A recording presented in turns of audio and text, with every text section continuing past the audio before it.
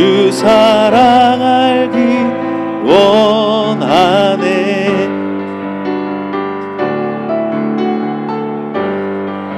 그래서 당신을 통해 메마른 땅에 샘물 나게 하시기를.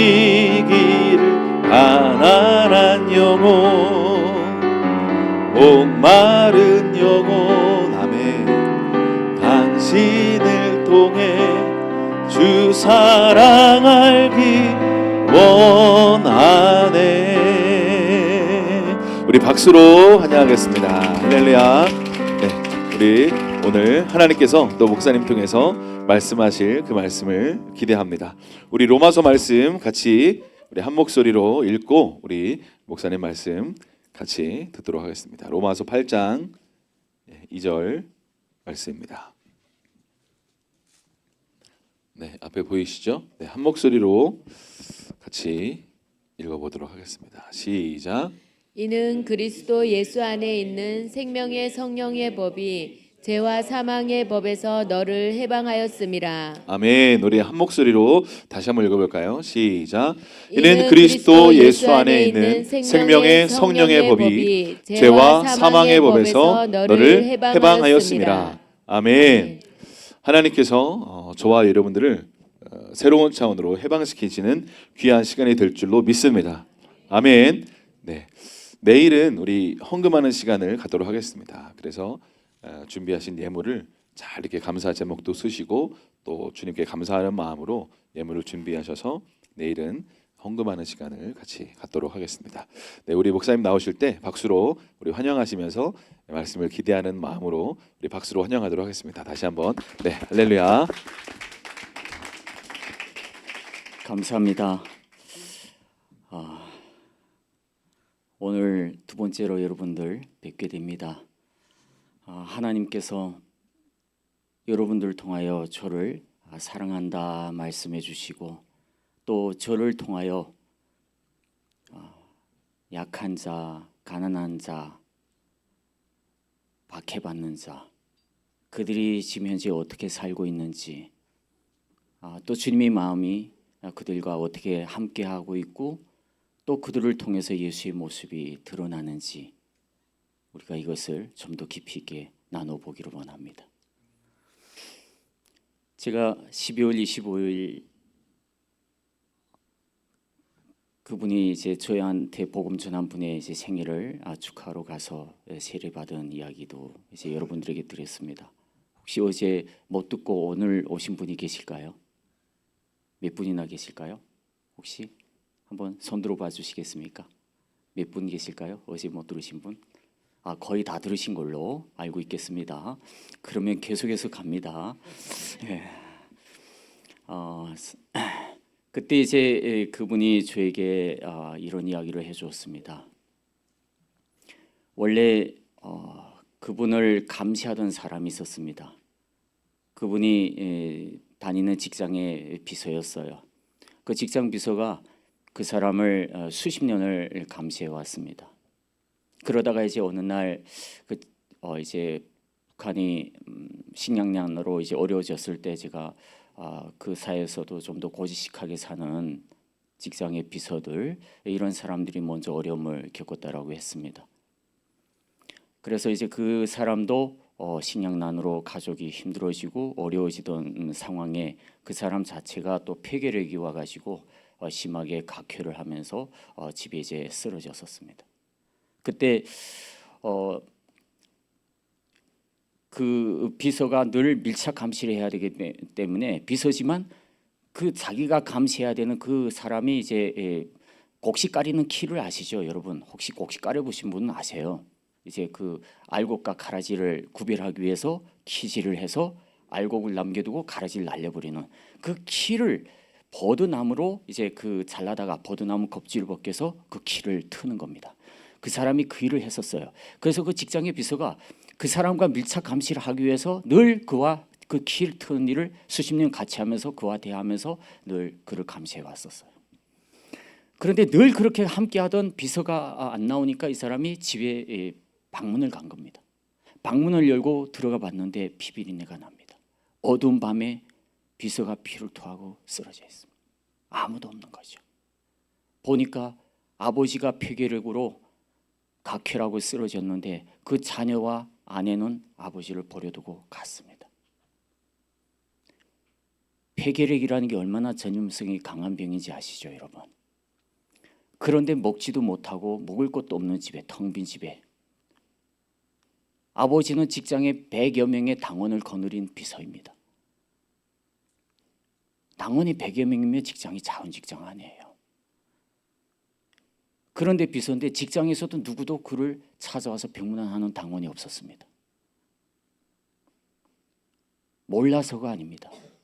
그 폐결핵이 두려워서 누구도 그에게 가서 그를 도와주려고 안 했던 것이죠. 홀로 죽어가고 있었습니다. 그런데 이분은 들어가서 그의 피 묻은 얼굴을 닦아주고 옷을 벗겨서 그 피 묻은 온몸을 씻겨주고, 그리고 보니까 집을 찾아보니까 식량이 아무도 없습니다. 자기 집으로 달려와서 집에서 죽을 써가지고 그 따끈한 죽을 들고 올라와서 그에게 한 숟씩 떠먹이기 시작했습니다.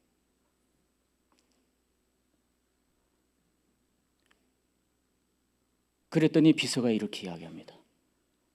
이미 병원에서 내가 일주일을 못 산다고 했으니까 애쓰지 말고 당신 가라, 이렇게 했어요. 저녁에 또 가서 또 그렇게 대접을 합니다. 이튿날 또 갑니다. 3일째 된 날 가니까 비서가 눈물을 흘립니다. 그러면서 이렇게 이야기하더라는 거예요. 내가 당신을 수십 년 동안 감시해왔다. 난 당신이 믿는 그 하나님을 알고 싶다. 나에게도 그 하나님을 전해달라. 비서가 이렇게 고백했어요. 여러분, 북한에서 당비서라는 직위가 어떤 직인지 아십니까? 독재 권력의 우상인 그 권력자만을 아버지로 그렇게 주민들이 고백을 할 수 있도록 그걸 날마다 사람들에게 가르치고 그거에 이제 그 사상의 아주 가장 중심이 되는 그러한 하나의 메시지인데, 그걸 위해서 존재하는 것이 비서의 직책이에요. 독재 권력의 우상을 아버지로 만들어내는 사람들이 바로 비서입니다. 그럼 누구나 그 아버지 밑에서 살아가는 자녀로서 인식이 되도록끔, 그것에 감사하며 살도록끔 그렇게 만들어 놓는 사람들이 비서입니다. 그런데 그 비서가 지금 누굴 전해달라고요? 하나님을 자기도 알고 싶다고 이야기했습니다. 왜? 그 사람은 이 사람이 하나님 믿는 사람인 줄 알고 계속 감시해 왔어요. 그러니 그도 일주일에 한 번씩 적어냈습니다. 그러면서 그도 말했습니다. 내가 당신에 대해서 늘 본 그대로 난 적어냈다. 그런데 당신은 오늘까지 살아있다. 그렇게 이야기했습니다. 그 비서가 하는 말은 내가 당신을 덮어서 모른 척하고 안 쓰고 그래서 너를 살려준 게 아니라 난 당신의 한 행동 그대로 적어서 냈는데 당신은 죄가 없었다를 얘기하고 있는 거예요. 당신을 죽일 이유가 없었다라고 이야기하는 겁니다. 수십 년 동안을 날마다 한 사람의 행동을 글로 적어보십시오. 우리 중에 살아날 사람이 누가 있겠습니까?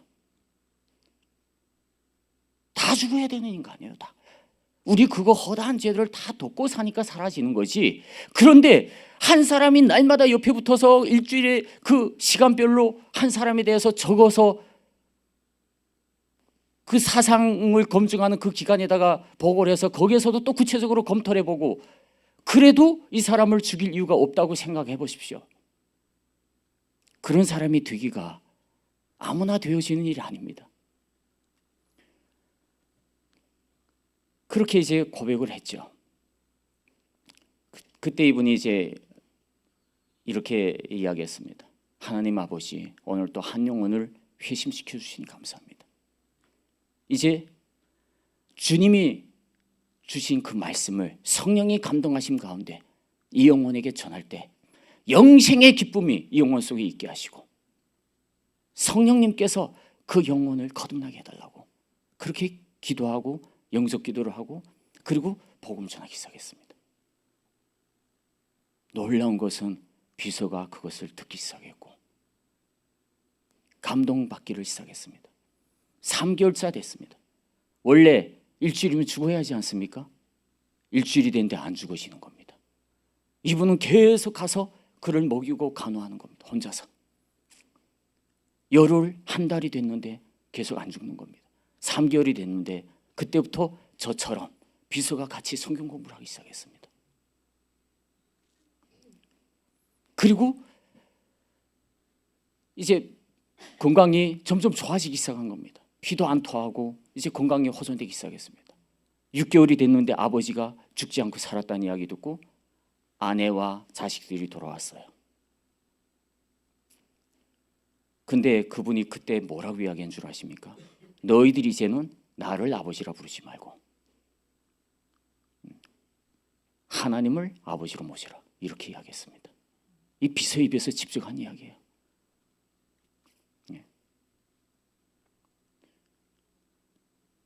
그리고 내가 지금 살아있는 것은 내가 살아있는 것이 아니라 내 속에 예수 그리스도의 생명, 하나님의 영원한 생명이 살아있기 때문에 내가 지금 있는 것이지 내 육체는 이미 죽고 없다, 이렇게 이야기했습니다.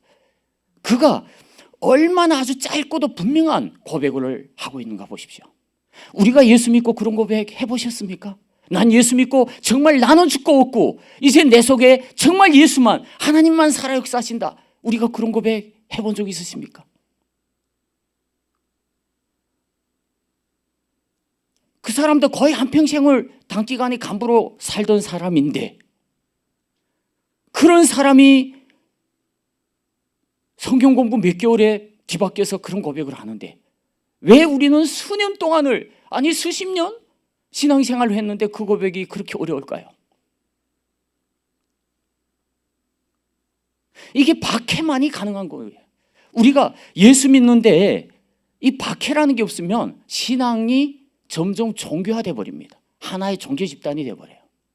이 박해가 있어야지 가라지를 날려주고 이 신앙이 신앙되도록 해주는 겁니다. 그래서 이거 북한에서의 박해가 있는 곳에서 그 신앙이 정말 신앙이 되는 고백이 나오게 되는 거예요. 우리가 신앙생활을 할 때 박해가 없는 곳에서 신앙생활하면 너무나 자유로워서 이 따뜻한 곳에서 찬양 마음껏 하고 우리가 하고 싶은 데를 다 해도 누가 뭘 하지 않지 않습니까? 얼마나 좋아요. 이 좋은 곳에만 도취돼서 나오면 자기 기분주의에 잡힌 사이비가 될 수도 있습니다.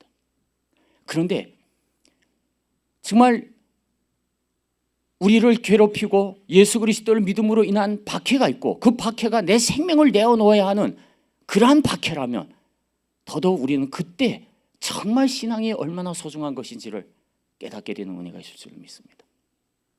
그 비서가 받은 복음은 그런 복음이었어요. 그는 그 하나님을 자신의 입으로 하나님을 아버지로 부른다는 그 놀라운 그 아버지라는 이 세 글자가 자기의 인생의 새로운 가치관을 완전 바꾸는 그러한 표현이라는 것을 그는 알고 고백한 사람이에요. 저도 그렇고. 우리가 가정에서 아버지라고 부르는 걸 쉽게 부르죠. 하나님을 우린 아버지를 쉽게 부르죠. 북한에서의 아버지는 하나님 아버지. 북한에서는 아버지라 부르는 거는 독재 권력의 우상과 내 가정의 아버지밖에 없어요. 그런데 그 외에 또 다른 아버지를 아버지로 부른다면 죽임을 당합니다. 가차없이 죽입니다. 그런데 왜 그 예수 믿는 사람들 그들은 살려뒀냐? 그들은 이미 북한 정권이 세워지기 전에 아버지로 믿던 사람들이었어요. 북한 정권이 그들을 처벌할 법적 근거가 없을 때 이미 믿던 사람들이었어요. 그래서 그들은 용서해 주는 겁니다. 용서해 주는 게 그들의 그 신앙은 그대로 가는 겁니다. 근데 이제 당신이 다른 사람에게 복음을 전했을 때 너를 죽여버릴 것이야. 이게 그들을 추방시키면서 그들에게 정해진 법입니다. 그리고 그들이 복음 전한 그 사람들은 정치범 수용소에 가는 겁니다. 나 같은 사람, 복음 전도 받은 사람은. 그리고 그 사람이 나 같은 사람에게 복음 전했으면 그 사람은 죽임을 당하는 겁니다. 그 자리에서. 그리고 그 가족은 정치범 수용소에 끌려가게 되죠. 정치범 수용소는 기한이 정해지지 않습니다. 그 속에서 죽어야 하는 겁니다. 누구도 거기서 살아나온 사람이 없습니다. 못 살아나옵니다. 들어가면 죽는 겁니다. 그 안에서. 죽을 때까지 일만 시키다가 죽으면 그냥 죽는 겁니다. 죽었다고 누구한테 가족에게 통보도 없습니다. 어떤 정치범 수용소에 갔는지 통보도 안 해줍니다. 어디에 갔는지 누구도 모릅니다. 인체 실험 대상이 될 수도 있고 장기 밀매에 팔릴 수도 있고 그들은 어떤 연구 대상이 실험 대상이 될 수도 있고 어떻게 죽어도 누구도 그 항변할 수 없는 그러한 비참한 상황 가운데 처하게 되는 것이죠.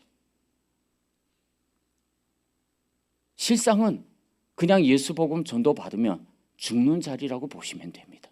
오늘 죽었냐 정치문 수용소에 가서 죽느냐 차이죠. 그리고 그 비서가 계속해서 사람들에게 복음을 전하기 시작했습니다. 그런데 그때도 여전히 그는 비서의 직책에 있었습니다. 그 사람이 거의 그 6개월 자식들이 돌아오고 나서도 6개월 이상 더 이제 사셨다고 그래요. 그리고 이제 복음을 계속 전하시다가 그분이 이제 하나님께 부름 받아서 하늘나라 가고 나서 그리고 나서 그 직장에 새로운 비서가 왔습니다. 그리고 그 사람을 감시할 사람은 그 비서라고 해서 또 꼭 감시되는 건 아니에요. 감시할 수 있는 그 직업을 맡을 수 있는 거 아니에요. 그건 또 종교는 이게 판도라 상자와도 같아가지고 이게 아무나 열 수 있는 게 아닙니다. 아무나 접근할 수 있는 게.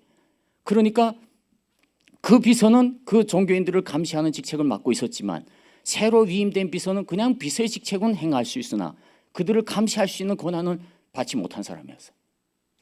그래서 그들을 특별히 감시할 수 있는 그 자리에 제가 간 겁니다. 그래서 그 직장의 비서가 그 전 비서가 그렇게 어려움을 처했을 때 이분이 찾아가서 6개월을 계속 간호하고 했다는 거 직장 사람 다 아는 겁니다. 근데 그가 가서 하나님의 복음을 전한 건 모르죠.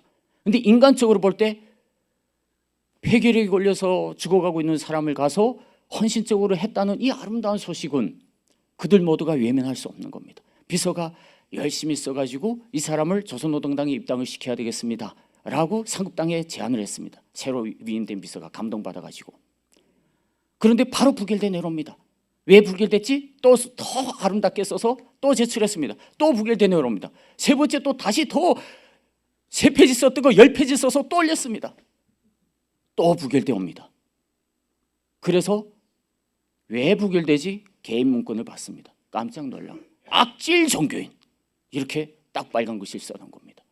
그래서 그분이 달려와서 그분에게 와서 이야기하는데 그때는 내가 그 자리에 있었습니다. 내 있는데 그 사람이 얘기했고 비서가 와서 난 당신이 악질 종교인 줄 몰랐다.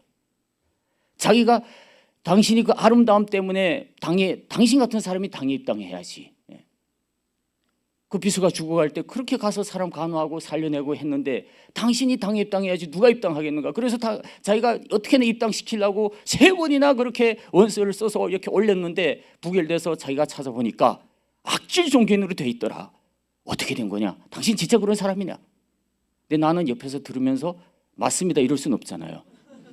나는 가만히 있는 거죠. 근데 이제 그분도 웃으면서 그냥 머리 끄덕끄덕 아무 말도 안 웃으면서.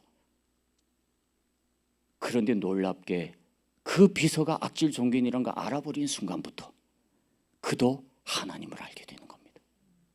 지금 그 비서의 아주머니가 탈북에서 이 근처 어디에 살고 있어요. 제가 지금 만나고 가면 좋겠는데 제가 최근에 알았거든요. 그 비서는 죽었고 그 아주머니가 이제 탈북에서 대한민국에 왔다 그래요. 참 이런 놀라운 일이 있습니다. 그래서 그 비서한테도 또 복음을 전하기 시작합니다. 왜? 그의 정체를 알아버렸잖아요, 비서가. 그러니까 이제 알아버리면 하나님에 대해서 전하기가 쉬워요. 왜? 모르는 사람에게 내가 하나님 믿는 사람이다라고 말하는 순간 그는 복음 전한 행위로 죽임을 당합니다.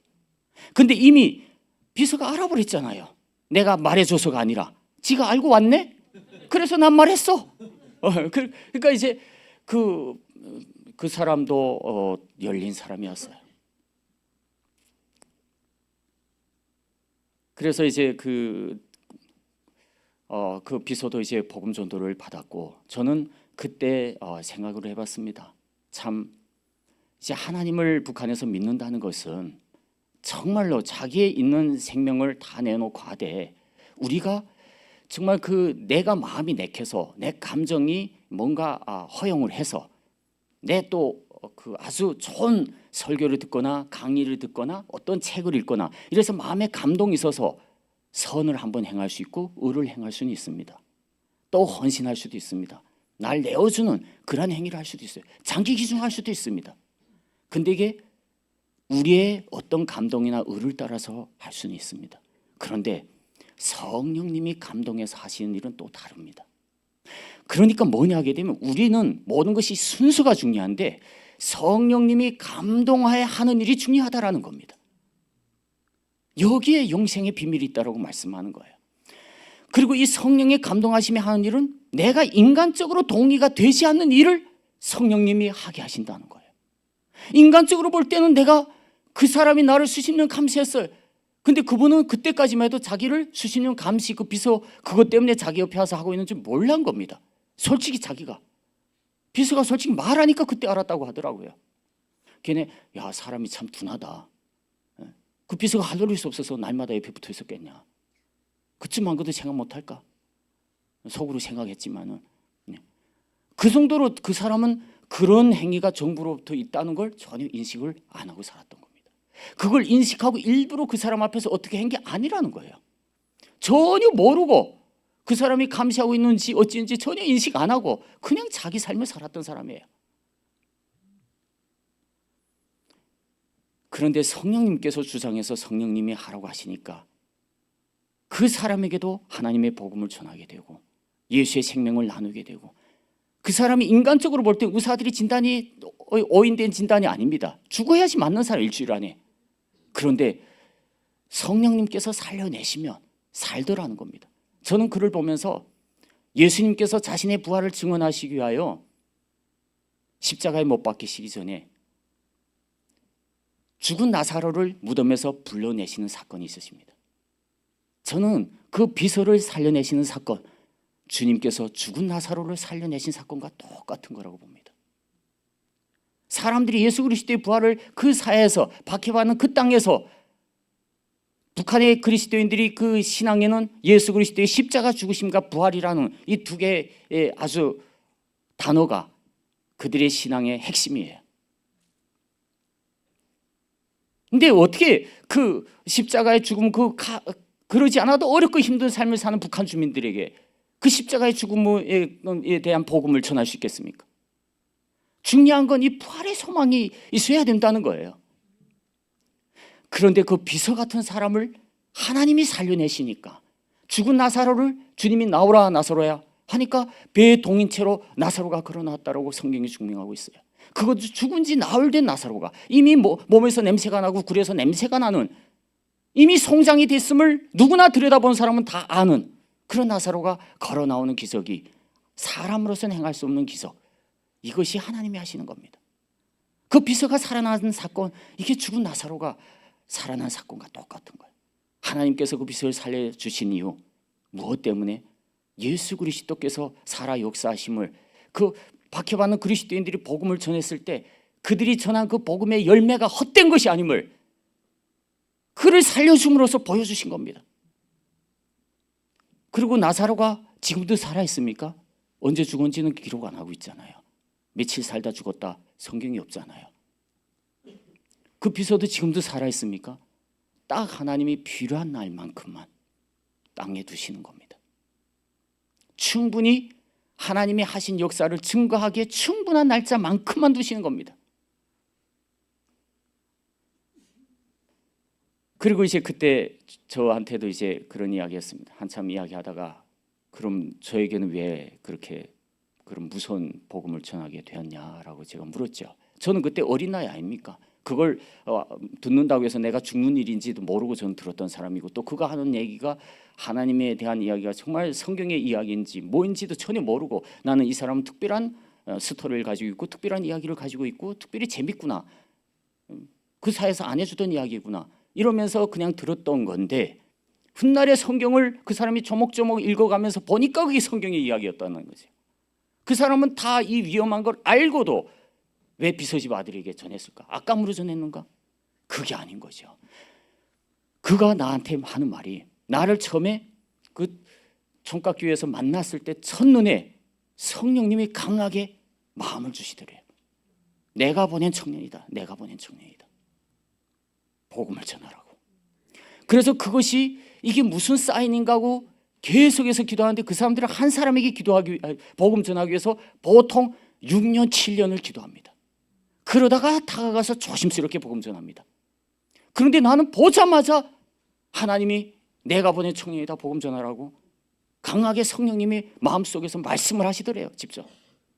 그래서 계속 그 가슴을 부여잡고 기도했다는 겁니다. 그렇게 열흘 20일 지나다가 드디어 3개월쯤 돼서 그도 결단을 내리고 저한테 복음 전하기 시작한 거예요. 저는 7년이라는 세월이 걸려야지 복음 들을 수 있는 인간이었는데 하나님께서 굽하셨던 거예요. 왜? 7년 있으면 제가 보위부에 입대해가지고 그들을 다 죽이는 일에 앞장설 사람이었기 때문에. 바울처럼 하나님 이미 사도 바울을 그렇게 사용해 보셨기 때문에 그 피해가 얼마나 큰지를 아세요. 그런데 사도 바울도 스데반이 죽는 그 자리에 있어봤기 때문에 다메섹 도상에 가다가 눈이 멀게 되고 회심하게 되고 주의 음성을 듣게 되고 이렇게 되지 않습니까? 그래서 그 시대 당대 최고의 지성인이라고 하던 그 바울이 네가 지식이 많은 거로 미쳤구나, 유대인들이 보기에도 미쳤다 할 정도로 그렇게 예수 그리스도께로 돌아왔단 말이죠. 그런데 주님께서는 나를 바울처럼 그렇게 그들을 죽이는 일에 쓰지 아니하시고 오히려 그들을 살려내고 보호하는 일에 쓰시려고 미리 그가 3개월 만에 기도응답을 받도록 해주셨던 거죠. 그가 만일 나를 위해서 계속 7년을 기도했더라면 아마 그곳에 수많은 기독교인들이 죽임을 당했을 것입니다. 대한민국이 아니라 전 세계가 놀라서 정말 격분할 정도로 거대한 사건이 일어났을 거예요. 그런데 하나님께서 미리 그를 통하여 저한테 예수 그리스도의 복음을 전해주신 겁니다. 결국 뭡니까? 성령님이 하라고 하니까 자신은 성령이 하라고 하는 것에 순종해서 했을 뿐이다 라고 이야기하더라고요. 그 죽어가고 있는 그 영혼에게 가서 행할 수 있는 것도 성령님이 하라고 하니까 한 거고, 나에게 복음을 전한 것도 자기가 그 어떤 사심으로 전한 것이 아니라 그냥 성령님이 하라고 하니까 했다는 겁니다. 우리가 지금 이 자리에서 금식할 수 있는 것, 하나님께 나올 수 있는 것, 성령님이 이 자리로 인도하시니까 있는 줄로 믿습니다. 모두가 아멘이잖아요. 얼마나 이게 아름다운 일입니까? 내가 주장해서 하면 이 자리가 괴로워서 뭐 어디 있어요? 힘들어서. 그런데 우리 중에 그런 사람이 한 명도 없는 거예요. 어떻게 이렇게 놀라운지.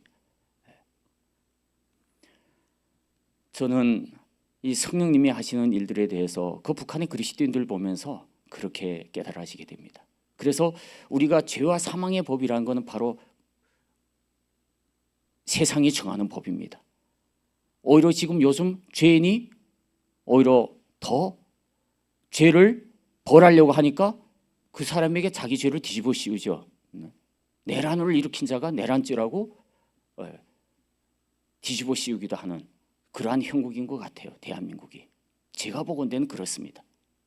다르게 생각하는 분도 있겠지만, 그런데 사실 이 세상 죄라는 거는, 세상법이라는 건 그래요. 보면 정말 법이란 건 약자를 보호하기 위해서 필요한 게 법이에요. 그런데 제가 대한민국에 와서 살아보면 정말 법이 세심하게 잘 되어 있습니다. 그런데 이 법이 간혹 강한 자들이 이 건을 보호하는 것으로 많이 도용되는 경우를 보게 됩니다. 국회의원들이 자신들의 비리를 덮고 자신들의 부정 행위들을 합리화하게 한 법들을 너무 많이 만들었다는 생각을 합니다. 그래서 진정 민주주의를 행해야 될 이 국민은 자신들이 행해야 될, 자신들이 보호받아야 될 그 법의 보호를 못 받고 있지 않냐? 저는 그런 생각을 하고 있습니다. 오히려 북한 법보다 대한민국의 법이 훨씬 더 민주주의에 지금 저는 그렇게 합리적으로 보호받고 있다는 느낌이 들질 않습니다. 북한은 독재자 하나에게 모든 법이 집결되어 있지만은 여기에는 그런 독재자가 북한보다 훨씬 많아요. 그런 자들 훨씬 더 많이 비호할 수 있게끔 법이 만들어져 있어. 북한은 한 사람의 독재자만을 위해서 법을 만들어 놨다면 여기에는 수많은 독재자들을 위해서 법을 만들어 놨어. 그들이 이 건을 너무나 옹호하고 있는 거죠. 사실 우리가 이런 죄와 사망의 법에서 우리가 해방이 된다라고 하는 것은 사실 이 성령의 법이라는 것, 하나님의 법이라는 것은 우리가 가지고 있는 이 세상의 논리와 정반대되는 개념일 수가 있습니다. 주님께서는 그래서 세상에 오셔서 세상 사람들이 가는 길과 꼭 반대 방향의 길을 가르쳐 주셨어요.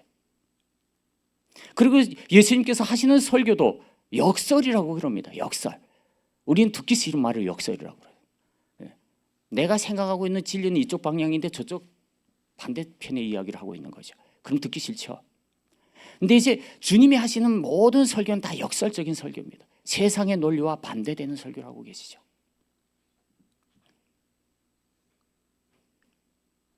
이제 우리가 그 역설적인 주님의 그 말씀을 가만히 듣노라면 십자가를 지고 죽으셨는데 어떻게 영생을 이루고 어떻게 우리의 구원을 이루지? 그런데 지금 보니까 이루시는 겁니다. 박해받는 그리스도인들 보니 저들이 박해받고 저들이 할 수 있는 게 아무것도 없는데 뭘 누구를 구원하지? 저들이 무슨 힘이 있어서 복음을 전할 수 있고 무슨 이유로 예수를 전한다고 그럴까? 저 사람은 앞에 나와서 거짓말하고 있지 않을까? 우리 신앙인들이 정말 예수님이 하신 그 음성을 온전히 들은 사람은 절대 그런 의심이 없을 줄로 믿습니다. 성령님이 역사하셔야만 그 성령님이 주신 그 법이 우리 가운데 있어야지. 뭔가 사람은 기준이 있어야 됩니다. 그 법이 기준이 있잖아요. 그 기준이 있어야지 우리가 정리가 되는 겁니다. 확실한 정리가. 그게 안 되면 계속 헷갈리는 겁니다. 이거 정리가 안 되면. 그게 우리에겐 성령의 법이 있어야 됩니다. 이 법이 내 육신으로 만들어지는 법이 아니라 영의 사람. 그게 육은 무익한 것이니 영이 우리를 살리는 것이라고 말씀하셨어요. 우리 주님께서. 그러니까 우리에게 영생의 은혜로 임하시는 그 영은 바로 성령의 법을 가리키는 거예요.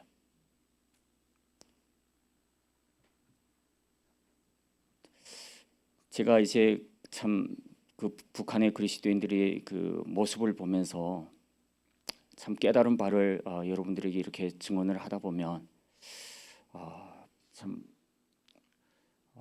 사실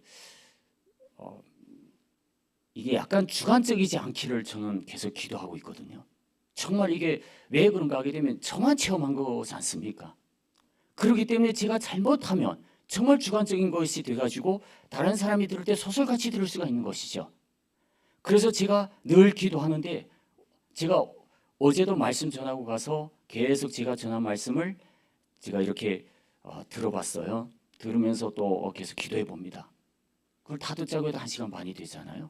또 듣고 이제 기도해 보고 생각해 보면 주님께서 말씀해 주시죠. 성경이 기록이 어떻게 되어 있습니까? 예수 그리스도의 복음을 들은 사람들이 그 증언자들이 기록한 거예요. 그리고 주님께서 이 세상에 오셔서 살아 역사하실 때 공생의 기간 동안엔 성경이 필요 없었습니다. 왜? 주님이 말씀하시고 하는 걸 들으면 그만이니까. 그런데 주님께서 십자가에 못 박히시고 하늘나라에 부활하시고 나니까 그 주님의 말씀이 계속 왜곡될 소지가 크지요. 아무리 제자들이 들었다 할지라도 각자가 들은 대로 각자가 해석하다 보면 이상한 이야기들이 나오기 시작합니다. 그래서 이 주님의 말씀을 영구 보존하기 위해서 성경을 만들게 되는 거죠. 기록하게 되죠. 그렇게 공론화해서 만든 것이 사복음서입니다. 마태, 마가, 누가, 요한. 그게 예수님의 말씀을 기본으로 해서 사복음서가 만들어지게 되는 거예요. 결국 그 사복음서가 어떻게 기록이 된 겁니까? 그 예수님의 음성을 직접 들은 사람들이 증언이 아닙니까? 그게 예수님이 직접 썼다는 내용이 한마디도 없어요. 주님은 자신이 친필로 남기신 글이 하나도 없습니다. 다 들은 사람들이 그걸 기억으로 기억해서 기록해 놓은 거예요. 그래서 저도 곰곰이 생각해 봤습니다. 내가 그들에 대해서 정말 주님이 마음으로 전하지 않는다면 그 기록도 왜곡될 수도 있고 소장될 수도 있고 없어질 수도 있는 거다. 반드시 해야 되는 건데 그들이 살아있을 때는 그들 때문에 못했습니다. 안전 때문에. 근데 이제 하늘나라 가고 이제 더 이상 그곳에서 피해받을 사람이 없어요. 그래서 드디어 제가 입을 열고 증언을 하기 시작하고 지금 세상에 남기기 시작합니다. 여러분들 이것은 제가 지어낸 이야기 아니라는 걸 명심하시기 바랍니다. 주관적인 저 혼자의 체험이 되지 않기를 바랍니다. 정말 성경의 말씀 그대로 주님께서 하신 그 일이 북한 안에서 그대로 이루어지고 있고 예수 그리스도의 몸이 북한에 박해받는 그리스도인들을 통해서 그대로 드러나고 있다는 그 사실 그대로 여러분들이 들으시길 바랍니다.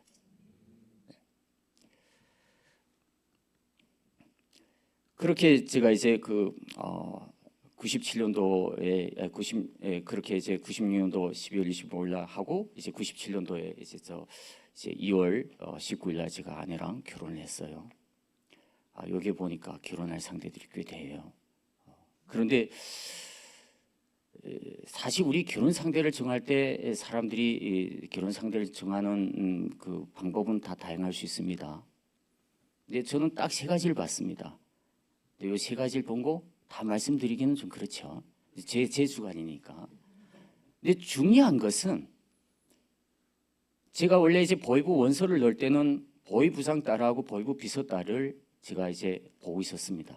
왜? 아니 제가 본 게 아니고 그쪽에서 이제 계속 말이 왔었어요. 왜 그런가 하게 되면 북한에서는 그때 당시에 제 나이 또래 사람은 다 군대를 가고 없었어요. 군대를 못 간 사람은 약간 이렇게 된 사람들 있잖아요. 군대 가서 전에 총을 못 잡아요. 걸을 수도 없어. 이런 사람들만 군대 못 가고 온전히 걸을 수 있는 사람 모조리 다 군대 가고 없습니다. 근데 왜 나는 안 갔을까? 저는 어려서부터 북한에서 이제 특별히 선정을 받아서 정부가 특별 관리하면서 저는 살았던 사람입니다. 이제 그게 북한에 이제 옥가라는 제도가 있어요. 이 옥가가 뭐냐? 당 중앙에 옥가라는 게 간부과라는 게 있는데 그 A 채널 많이 본 사람들은 옥가가 뭔지 거기 나와서 옥가 대상이 어떤 사람들인지 이제 증언한 내용들이 많아요. 주로 뭐 기쁨조 이래 가지고 뭐 독재자를 뭐 이렇게 막 기쁘게 해주는 여자들 뽑는 이런 걸로 생각하는데 그게 옥가가 전부가 아닙니다. 옥가는 독재자 한 사람을 보필하기 위한 아주 전문적인 사람들을 뽑는 게 옥가입니다. 여기에는 일단 이제 그 독재자 한 사람의 성적인 욕구를 충족하기 위한 그런 대상으로 뽑는 것도 있고 이제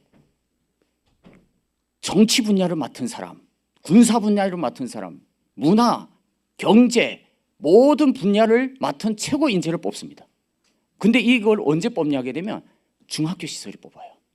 중학생 때 전국의 학생들 대상으로 뽑습니다. 근데 제가 정치와 군사 전략가로 뽑혔습니다. 전국적으로 딱 3명이 뽑혔는데 제가 뽑혔어요. 그러니까 뭐 생각해 보십시오. 특별히 관리를 하고 살았다고요. 그러니까 이건 아예 군에서 명단이 제외돼서 군이 관여를 못합니다. 그래서 군에 아예 명단 징집이 없습니다. 저는. 네. 그래서 근데 제가 그 정상적으로는 가야 되는데 그래서 이제 그 어릴 때부터 학교에다가 딱 위임해 놓습니다. 이 사람은 오늘부터 중앙당 지도원으로 모셔라. 그 순간부터 나는 중학교 4학년 때부터 중앙당 지도원이에요. 선생도 함부로 못하고 누구도 함부로 못하죠. 그리고 계속 정해진 시간에 가서 신체 검사를 받고 이렇게 이 지적인 능력을 테스트하고 그럽니다. 이제 그걸 하고 이제 도에도 가서 또 1년에 2번씩 가서 하고 군에서 하고 이렇게 건강 상태를 체크하고 계속 이제 정신 상태를 체크하고 하죠. 이제 그걸 한 3년 동안을 계속 해오고 이제 학교 졸업할 때쯤이면 이제 그다음에 평양으로 가는 건데 제가 가기 전날에 저희 어머니 아버지한테 와서 이제 사인을 받습니다. 아버지 어머니에게 아들을 나라에 바칩니다. 라는 사인을 받으러 중앙에서 사람들이 왔어요. 근데 그거 보는데 이젠 아들을 나라에 바치겠다는 거 아닙니까? 근데 거기에 가면 어떻게 되냐 하게 되면 김일성이 나이가 그때 꽤 많았어요. 근데 이제 김일성이 전략가로 가면 김일성이 죽는 날 그 사람 같이 죽어야 됩니다. 예? 왜? 그 전략이 더 이상 필요 없고 그 노출돼서도 안 되는 거니까 그 전략가는 죽는 겁니다. 그다음 김정일이 전략가로 뽑힌 사람은 김정일이 전략가는 좀 전망 있죠. 김정일이 살 날이 많으니까. 근데 나는 그때 김일성과 김정일이 전략에 다 합당하다. 그래서 요 두 전략을 아우르는 사람으로 제가 뽑혔습니다. 아주 애매모호한 위치에서 뽑혔죠. 네. 그래서 김일성이 전략가로 한 명, 김정일의 전략가로 한 명, 김일성, 김정일의 전략가 한 사람 3명을 뽑았는데 가장 그 중에서도 조금 더 돋보였던 게 저죠. 네. 근데 이제 그런 걸 이제 생각을 해볼 때 거기에 가고 싶겠습니까? 제가 그래서 가기 싫었죠. 그래서 그걸 안 가려고 별별 짓을 다 합니다. 저한테 누구도 이제 손찌검을 해서도 안 되고 몸에 상처 하나 내서도 안 됩니다. 그 인간이 죽습니다. 그랬다가는. 그러니까 이제 허물 하나도 내서는 안 되고. 그래서 제 어머니를 손잡고 가서 계속 사정을 했죠. 이 막내 아들을 우리는 꼭 데리고 있어야 됩니다. 그리고 막내 아들도 이제 그곳에 가기를 원치 않습니다. 이러면서 3개월을 어머니가 제 손을 들고 계속 단기간에 찾아가서 하소연했습니다. 안 보내겠다고. 그러니까 그 사람들이 이해가, 이거는 어떤 예물을 바쳐도 김일성 종합대학 10번 나오는 것보다 더 나은 자리인데, 누구도 선택받기 어려운 자리인데 그걸 왜 어머니가 반대합니까? 모든 문제가 다 풀리는데 거기만 가면 필요한 모든 학교에 다 보내줄 거고, 그걸 위해서 외국도 보여줄 거고 뭐 별별 거 다 할 거 아닙니까? 그 사람 하나를 키우기 위해서 정부가. 그럴 텐데 뭐가 부족해서 그럽니까? 아들이 안 가겠다잖아요. 근데 아들이 안 가겠다면 이게 끝나는 겁니다. 본인이 마음이 동해서 와야지. 그 자리가 어떤 자리인데. 그래서 결과적으로 그 사람이 원서를 내놨습니다. 그래서 문건을 내가지고 그걸 제가 이제 손재주가 좀 있어서 도자기 공장에다가 넣고 너 좀 기다려라 이렇게 하는데, 저는 그걸 가져다가 채탄공으로 넣었습니다. 왜? 당에서 가장 어렵고 힘든 일에 난 가고 싶다. 이래서 채탄공으로 굴 속에 들어가서 석탄을 캐는 일에 저는 원서를 넣은 거죠. 그랬더니 군당에서 난리가 났어요. 단기간에서 와서 이 사람을 당장 빼내라. 그 사람이 이 꽃갱이질하다가 석탄덩이 날라서 이마에 조그만 허물 하나라도 나면 너희들 다 죽을 줄 알아. 이래가지고 일하는 걸 또 돌 불러내서 난리를 부르고 했습니다. 그런데도 제가 가기 싫다고 하는데, 이제 그래서 제가 좀 살아남았던 사람인데, 그러다 보니까 한마디로 여자 선택의 폭이 넓었습니다. 제가 말하고 싶은 건 다른 게 아니고, 그래서 이제 전 보위부장 딸이나 보위부 비서 딸이나 그쪽에서 먼저 자꾸 결혼을 하자고 제안을 한 겁니다. 그리고 또 제가 이제 그 기계대 이제 할 때도 거기 이제 그 총장님이죠. 총장님 딸도 이제 그쪽에서 자꾸 먼저 하자고. 근데 그 총장님 딸은 원래 어릴 때 저하고 옆에 집에 같이 살았는데, 그 딸을 보고 너무 이뻐가지고 내가 7살 때 내 섹시한다고 이렇게 집에다가 숨겨놓고 집도 못 가게 하고 그랬다는 거예요. 근데 그 어머니가 지금 그 상황이 어려운 상황 가운데 이제 처해가지고 많이 이제 아프셔서 그럴 때 이제 자기가 눈 감기 전에 딸이 좀 결혼하는 거 보고 싶다 이러면서 기어코 나하고 좀 결혼했으면 좋겠다고. 그래서 그 총장님이 어르신이 나한테 찾아와서 자꾸 그 아내가 이러는데 당신 와서 좀 한 번만 와서 자기 아내 눈 감기 전에 한마디만 좀 해달라. 그래서 이제 가서 말씀을 드렸죠. 그냥 이거 내 뭐 거짓말 할 수는 없으니까 이렇게 사실 아직은 이렇게 결혼할 생각이 없고 뭐 이러면서 이제 그냥 이렇게 좋은 이야기 이렇게 하고 그러고 이제 돌아왔었어요. 그리고 선택한 것이 기독교 4대 신앙인의 집안의 딸을 아내로 맞은 겁니다. 어떻게 보면 그 정말 그 저한테 했던 그 보위원이 딸은 지금 현재 저희 집사람하고 같은 반이었어요. 둘이 중고등학교. 그리고 그 딸은 이제 그 초업단체 위원장이라서 사상 부분을 맡은 걸 했고, 비서 보위부 이제 비서였는데 보위부 비서 딸은 했었고. 그리고 저희 집사람은 그때 기독교 집안의 딸인데도 학급반장을 선생님이 시켰었어요. 그런데 둘이 조금 라이벌 관계인데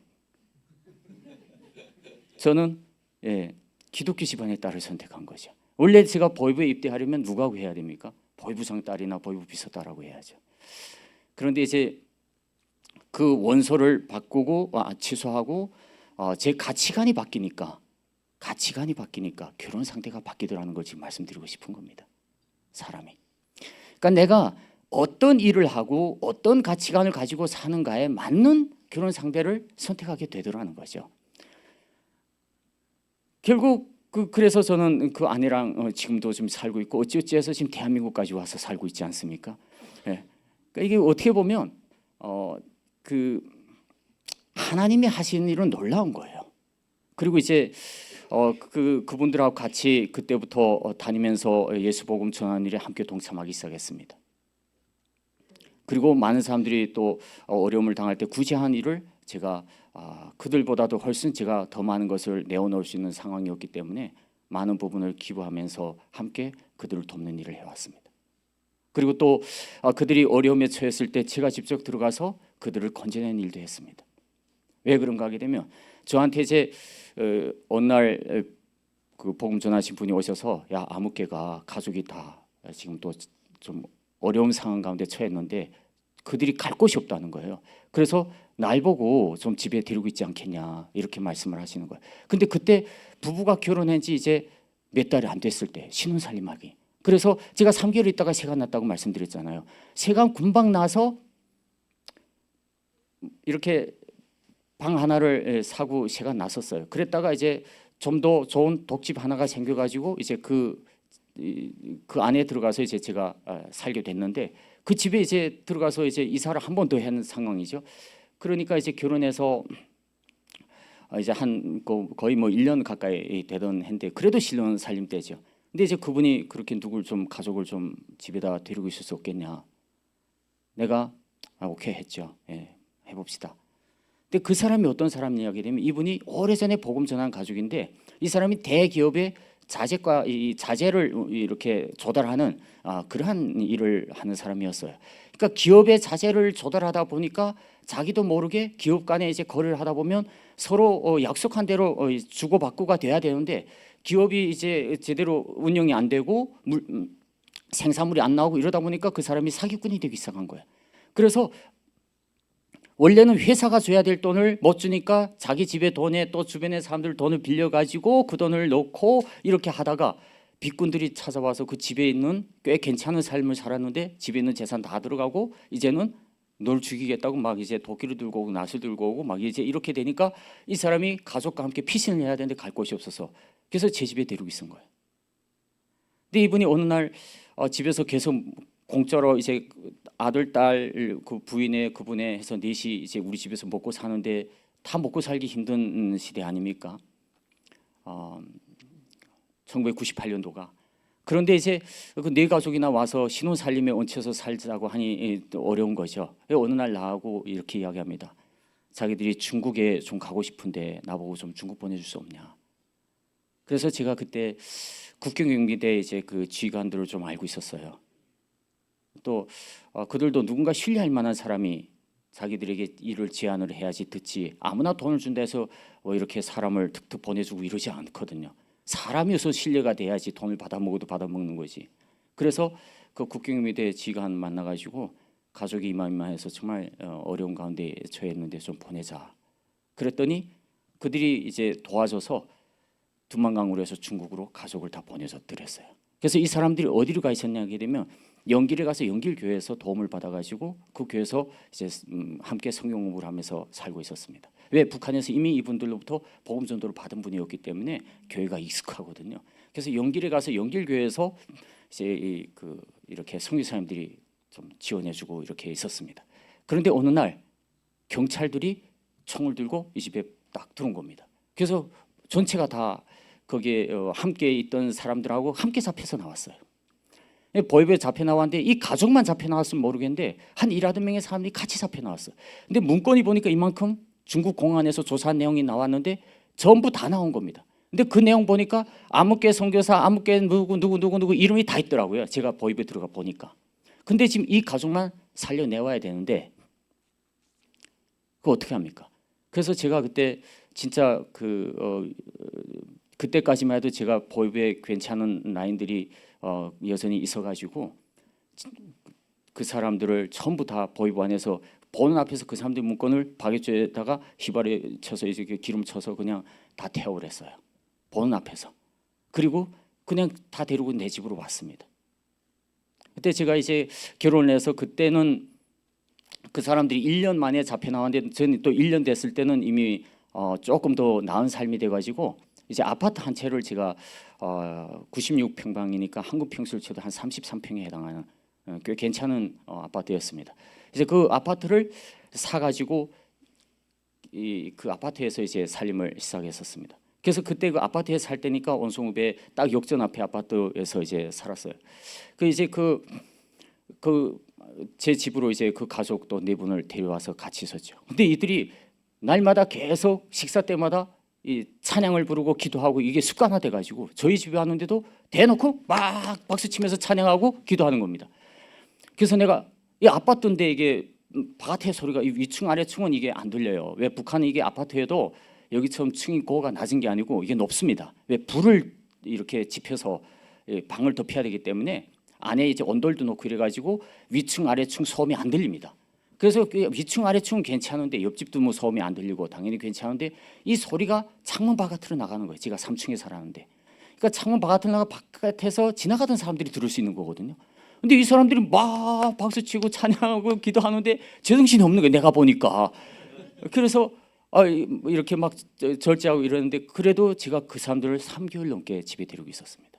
그러면서 함께 집에서 찬양하고 기도하고 그렇게 함께 하고 이제 있다가 또 나한테 이야기하는 겁니다. 아무래도 중국에 다시가 이제 보내면 자기가 절대 잡혀 나오지 않을 테니까 다시 한 번만 보내달라고 나보고 또 사정을 합니다. 그래서 그때도 역시 또 국경경비대 지휘관을 찾아가서 제가 또 사정 이야기를 해가지고 아야 대낮에 국경 연선을 지휘관이 그냥 전부 부대를 모집해서 이제 인원 점검을 딱 시작을 해버리고 한 사람만 지휘관이 나와가지고 그냥 바로 대낮에 그냥 두만강으로 넘겨보냈어요. 온 가족 4명을 다. 그런데 딱 1년 만에 또 영길교회에서 또 잡혀 나왔어. 그래서 내가 야 영길교회 왜 또 가냐? 한 번 잡혀 나왔으면 가지 말아야지. 근데 아는 곳이 그곳이니까 또 그곳에 간 거야. 두 번째 잡혀 나왔습니다. 두 번째 잡혀 나와서 그때는 이제 감사하게도 그때는 김정일이가 이제 친필을 내렸는데 가족이 함께 갔다가 잡혀 나온 사람들 생활을 보장해주라. 이래가지고 이 사람들은 집이고 뭐고 다 빼앗기고 없는데 집을 받았어요, 정부로부터. 네. 그리고 용서받았습니다. 참. 그래서 이제 그 사람들이 이제 거기서 이제 한동안 살게 되고 이제 그렇게 됐는데 그로부터 얼마 이제 또 몇 년 또 시간이 이제 흘러가다가 이제 저하고 이제 그렇게 인연이 있던 사람들이 이제 연세가 차셔서 보위부에서 다 은퇴하시고 없고 이제 완전 정말 나하고 조금 나이가 어떨까 하는 사람들이 이제 담당 보위원으로 다 이제 와서 세대 교체가 완전됐어요. 이제 그런 찰나인데 어느 날 저를 아파트 밑에서 누군가가 호출합니다. 봤더니 뭐 하느니 호출해요 처음에. 그래서 이제 갔더니 좀 조사할 게 있다고. 그런데 보위부에 끌려가게 되는 거죠. 일단 저는 보위부에 들어갈 때는 이제 압니다. 그곳이 어떤 곳인지. 한번 들어가면 살아나올 수 없다는 걸 알게 되죠. 근데 들어가서도 어떤 내용이냐가 중요한데 들어가서 첫 마디가 너 아무개와 함께 누구에게 하나님에 대해서 전도했지? 이렇게 물었습니다. 이건 뭡니까? 네가 전도 받았지를 전제하고 하는 겁니다. 질문 자체가. 그래서 내가 그 말을 딱 듣는 순간에 살지 못하겠구나. 내가 여기서 살아 못 나가겠구나. 딱 깨달았습니다. 그래서 곰곰이 생각해 봤습니다.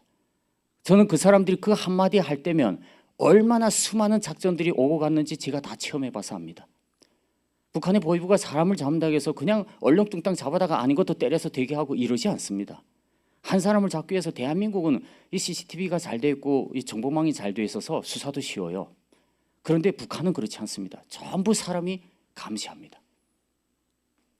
수많은 사람들이 밤잠을 못 자고 숨어 다니면서 그가 누구를 만나고 뭐 하는지를 다 조사하고 다니면서 그게 정확하게 근거가 모아졌을 때 체포하는 거예요.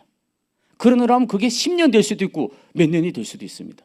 그러니 그들이 나를 몇 년을 조사했겠습니까? 근데 내가 모르고 있었던 거죠.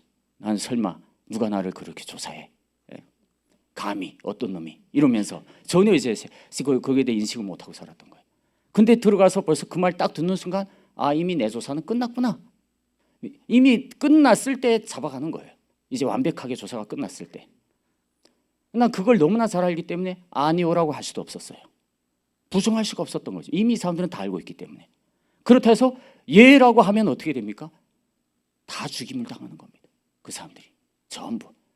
지금 내 한마디 예, 아니오에 모든 사람들의 목숨이 달려있는 겁니다. 제가 그때 곰곰이 생각했습니다. 그때 바로 제가 가장 부르짖은 게 성령님이었어요.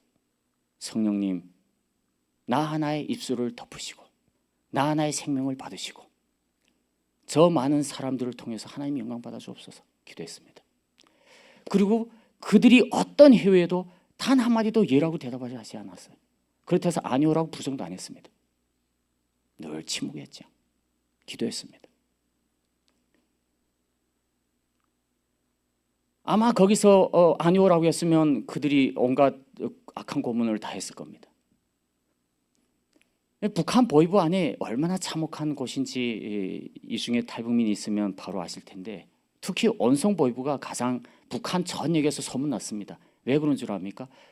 중국에서 탈북민은 전부 온성 보위부를 통해서 전국으로 갑니다. 도문에 탈북민들이 잡히게 되면 도문에 이제 변방에 이제 탈북민들 전문 직결하는 직결소가 있습니다. 거기에 직결해서 남양이 온성군인데 남양교도를 통해서 이제 그 온성 보위부로 전부 이송이 됩니다. 그러면 제일 먼저 온성 보위부에 들어와서 1차 조사를 받고 전국으로 가게 되는 거죠. 그래서 온성 보위부가 정말 잔악하게 그지없는 곳으로 소문이 나 있습니다. 이제 그곳에서 먹을 것이라고 주는 것은 말이 국수죽이라고 주는데 국수오리가 이렇게 다 토막이 난 게 몇 오리가 떠다닙니다. 물은 그냥 멀건 물이에요. 국수를 이렇게 휘저어 놓은 멀건 물. 윤석기가 요만한 것에다가 그걸 이제 한 공기씩 하루 3번을 줍니다. 그걸 숟가락도 없이 그 공기채를 마셔야 돼요. 영양이 될까요? 저는 나름 집에서 제 아내가 저를 괜찮게 잘 먹였습니다. 그래서 영양이 꽤 괜찮은 사람이었어요. 그런데 이제 그걸 먹고 이 몸 관리가 될까요? 안 되죠. 근데 그게 하루 이틀은 몰라도 그 속에서 그것을 보통 일주일 이상 먹게 되면 사람이 거의 다 정신 상태가 다 혼미해집니다. 허약 상태로. 그래서 탈북민들이 잡혀 나오게 되면 일주일 이상 거의 안 둡니다. 일주일 안에 거의 다 내보내줘요. 그 안에서 일주일 이상 두는 대상은 이게 또 그 안에 날짜 수에 따라서 분류가 되는데요. 어떤가 하게 되면 죽이지 않아야 될 대상은 일주일 안에 다 내보내줍니다. 그래서 단련대라는 데를 가게 되고 또 해당 자기 지역의 보위부나 그쪽 지역의 이런 단련대로 다 이송이 되게 되죠. 그래서 일주일 안에 어떻게 돼도 다 보냅니다. 근데 일주일이 돼도 내가 못 나간다. 그러면 그 사람은 보통 징역 2년, 3년을 가게 되는 사람이에요. 보통 열흘. 근데 내가 열흘 돼도 못 나간다. 그러면 그 사람은 징역 3년 이상입니다. 근데 내가 보름이 돼도 못 나간다. 그러면 그 사람은 징역 10년 이상입니다. 근데 내가 20일이 됐는데도 나는 아직 못 나가고 있다. 그럼 그 사람은 사형이에요. 결국 뭐입니까? 그 보위부 안에서 날짜 수에 따라서 그 사람이 형기가 결정되고 있는 겁니다. 그래서 그냥 몇 년 받을지는 내가 며칠 있는지를 보면 아는 겁니다. 근데 저는 그곳에서 120일을 있었습니다. 이게 아무나 사라지는 것도 아닙니다. 그 속에서 120일을 살아있는 사람이 없습니다. 왜 그렇습니까? 말을 안 하니까.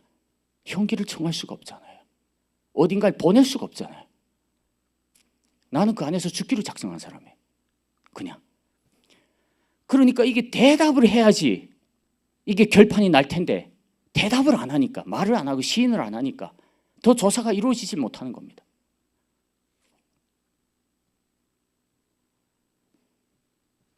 제가 그 속에 있는 동안에 수많은 탈북민들이 일주일에 한 번씩 들어와서 교체돼서 나가고 또 나가고 했는데 한국행을 하다가 잡힌 사람들이 3개조가 잡혀 들어왔었어요. 9명조, 7명조, 11명조, 13명조. 예. 그러니까 이제 한 서너 개조, 뭐 몇 개조인지 뭐 더 기억이 안 납니다만은 꽤 많은 사람들이 여러 번 많이 잡혀 들어왔다 나갔어요. 근데 이런 사람들도 보통 있으면 보름 안에 다 나갑니다. 20일 있는 사람 거의 없었어요. 저와 함께 20일을 넘게 한 달 있은 사람이 딱 한 명 있었는데 그 사람은 대한민국의 드라마를 가지다가 이제 북한에서 팔아먹은 사람이에요. 한류를 팔아먹은 사람이에요. 근데 북한이 그만큼 이렇게 사상적인 부분을 중요시 여깁니다. 그걸 엄중하게 보는 거예요. 심중하면 그걸 총살합니다. 그걸 돌려보고 이러면. 이번에는 평양에서 청소년들을 총살했잖아요. 원래 북한법에 청소년은 총살하게 안 돼 있어요. 그런데도 청소년들이 그 한류 드라마를 보았다고 해서 청소년들을 사용해 버렸어요. 그러니까 북한법상 청소년은 사용하게 안 돼 있는데도 청소년들이 한류로 그 한국 드라마를 봤다고 해서 그걸 쏴주겠다고요. 사람들 앞에서. 그런 곳이에요. 근데 이제 그 사람이 그 사람은 증거가 있고 다 시인을 한 상태이거든요. 그걸 팔았다는 이유로 이제 들어왔고, 또 한 명은 국군 포로를 해서 이제 들어왔는데 그 사람은 한 20일 가량 있다가 나갔습니다. 근데 아마 그도 20일 가량 있다 나가는데 아마도 사형당하지 않았을까 생각해 봅니다. 결국 그 한류 드라마 했던 사람도 한 달 넘게 그 징문이 있었으니까 그 사람은 아마도 사형됐을 것입니다. 결국 뭡니까? 그곳에서 20일이 지나도 못 나가면 그 대상은 반드시 죽는다. 이것이 그 안에 공통된 법도입니다. 그냥 한마디로. 결국 나를 20일이 돼도 계속해서 조사했다는 건 뭡니까? 넌 이 안에서 죽어야 될 대상이다를 정해놓은 거죠. 네 여기서 죽든지 말하고 사형당하든지 처형당하든지가 정해진 거예요. 근데 제가 거기에서 버텨낼 수 있었던 것은 사실 제가 어떤 의로움이나 어떤 제 의지로나 이런 것으로 되는 게 아닙니다. 오직 제가 할 수 있는 것은 외부적으로 저를 도와줄 사람이 아무도 없어요. 솔직히 다른 사람들이 어려움에 처했으면 제가 들어가서 건져낼 수가 있습니다. 근데 제가 어려움에 처해지면 누군가가 저를 대신해서 들어와서 도와줄 사람이 없다는 걸 저는 알았죠. 그때 아무도 거기에 들어와서 저에게 문안 한마디 할 수가 없고, 누가 하나 작은 물 한 모금도 나한테 줄 수 없다는 걸 알았습니다. 저는 오로지 그 속에서 주님만 바라봤고 성령님의 도우심만 간절히 간구했습니다. 성령님께서 정말 내 속에 들어와서 역사하시며 정말 그 성령님, 그 하나님의 생명이 영원무궁한 것이라면 이제 나를 이쯤에서 받으시고 그 나 하나를 끝내주시고, 그리고 하나님께서 저 바깥에 많은 생명들 살려달라고 기도했죠. 그러니까 우리 한 사람 한 사람이 사실 어떤 상황에 처한다는 것은 어떤 제 신앙이 그때 뭐 그렇게 지금처럼 그렇게 신앙심이 강하지도 않았습니다. 그렇게 또 신앙에 대해서 잘 알고 있지도 않았어요. 그럼에도 상황이 그렇게 되면 사람은 그 순교의 현장에서 성령님께서 역사하시더라는 거예요. 우리 한 사람 한 사람이 그래서 하나님을 믿을 때 이 성령님을 의지해서 간다는 것이 얼마나 중요한 것인지를 아셔야 됩니다. 그것이 영생의 비밀이 있기 때문이죠. 저는 제가 살아나오리라 꿈도 생각 못했습니다. 저는 이미 날마다 생각했습니다. 난 내일이 눈 뜨지 않기를 기도했어요. 왜 내일 눈 뜨면 또 괴로움이 시작돼요. 날마다 고문하고 신문하는 사람이 바뀝니다. 내일은 더 가혹한 놈, 이 방법을 해서 안 통하면 저 놈이 오고, 저 놈이 안 되면 이 놈이 오고, 별의별 사람이 다 오는데 마지막에 와서 보현이 이렇게 이야기했습니다. 이 사람은 미꾸라지여서 대가리를 치면 꼬리로 빠져나가고 꼬리를 잡으면 몸뚱이를 써가지고 빠져나간 놈이다. 그러니까 다음에 온 보현이 나보고 딱 첫 마디에 이렇게 말, 나는 너를 애초에 모래에 싸지려고 손에 모래를 쥐고 왔어. 네가 그렇게 매끄럽다며. 미꾸라지를 잡아봤나요? 손에다 모래를 쥐고 미꾸라지 치면 미꾸라지가 못 빠져나가잖아요. 미꾸라지 잡아본 분은 아세요. 보현이 그 말을 딱 하고 시작했습니다. 근데 나는 그 말 딱 듣는 순간 너는 나한테 패했어 딱 생각했죠. 지가 모래에 싸신다고 누가 빠져나가려고 합니까? 내가? 난 빠져나갈 마음 자체가 없는 사람인데 그냥 데리고 안 할 건데. 별별 짓 다 해보다가 갔죠. 제가 기권해서. 그리고 아무도 안 오더라고. 그 다음에 뭡니까? 넌 죽어 그 안에서. 그거죠.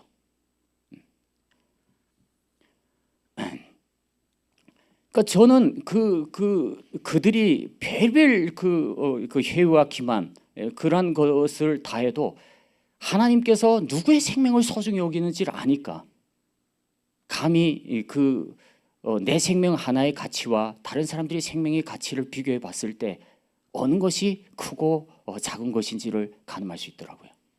이게 성령의 법이 만들어졌을 때 기준을 놓고 말하는 겁니다. 근데 우리 세상의 법을 볼 땐 나로 기준으로 해서 세상을 바라볼 때 내가 중심이 되고 할 때 나보다 더 귀중한 생명이 어디 있냐, 너 정신 나간 소리 하지 마라, 이렇게 생각하실 수 있죠.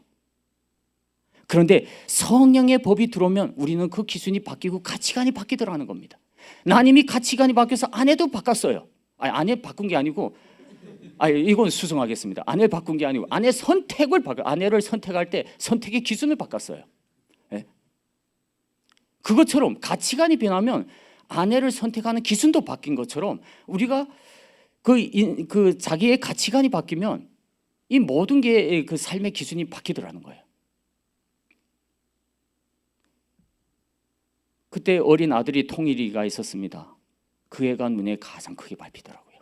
아내도 있고 장인 장모도 있고, 뭐 저희 아버지 저희 어머니는 피해 볼 일 없습니다. 저 하나만 가면 그만이니까. 저희 형제들 피해 볼 일 없습니다. 뭐 저희 형제들이 복음 전한 거 아니잖아요. 제가 복음 들었으니 제 가족이 이제 제가 정치범 수용소에 가면 저는 그곳에서 죽는 사람이 아니에요. 제가 불면 저는 가족과 함께 정치범 수용소에 가는 겁니다. 몇 날은 더 살 수 있어요. 그런데 그러다 통일을 맞이하면 풀려날 수도 있죠. 막연한 기대를 가시면. 그런데 문제는 제가 그 정치범 수용소에 가면 저 대신 최소한도 47명은 전부 죽임당합니다. 그 자리에서. 그리고 그 47명 안에 자식이 다 4명 이상이에요. 그리고 그 4명 이상의 사람들이 연세가 저한테 복음 전한 분보다 훨씬 많기 때문에 그 밑에 손주 손녀들이 딸린 치면 780명이 넘어요. 제가 그 안에서 다 해봤거든. 몇 명인가. 나로 인해서 이제 한마디 이해하면 죽을 사람이 몇 명인지를. 그 780명이 전부 정치범 수용소에 가는 거예요. 생각해 보십시오. 나 하나가 죽으면 될 일을 780명이 나 같은 고생을 하게 할 수는 없잖아요. 거기에 아내도 통일이도 다속하게 되는 거죠. 우리는 성령님께서 우리 가운데 역사하실 때 정말 우리가 해야 할 바를 우리는 그때그때, 주님께서도 말씀하시잖아요. 그때그때 말씀해 주시리라. 너희가 무엇을 해야 할지. 그래서 우리가 성령을 의지하고 사는 게 참 중요한 줄로 믿습니다. 그렇게 이제 있다가 제가 정말 허약 상태가 심각해지고 이래서 그 안에서 보통 죽는 경우는 그 안에 이제 그 쇠수하라고 살짝 물이 이제 조금 나오게 되는데 그 물이 정말 더러운 물이에요. 그런데 목이 마르고 이러니까 사람들이 그 물을 마시는 거죠. 그러면 바로 이제 대장염이 와가지고 먹지 못하는데 대장염이 오면 바로 2, 3일 안에 죽습니다. 수분이 다 빠져 탈수 상태가 되면 그 어떤 그 우려 행위를 안 해주기 때문에 그 안에서는 그냥 바로 죽습니다. 자고 일어나면 옆에 사람이 가만 앉아 있는데 다치보면 죽었어요. 그럼 그냥 죽었으면 데려가면 끝납니다. 가족한테 알려도 안 줍니다. 보위반에서 죽으면. 보안서는 죽으면 가족에게 알려줘요. 그런데 보위부에서 죽으면 가족한테 알려주질 않습니다. 그리고 그걸 어디 갖다 묻었는지도 몰라요. 그 시체 자체를 찾을 수가 없습니다. 근데 저는 그 물을 한 모금도 안 마셨습니다. 전 대신 변비가 와가지고 그 속에서 죽도록 고생을 했어요.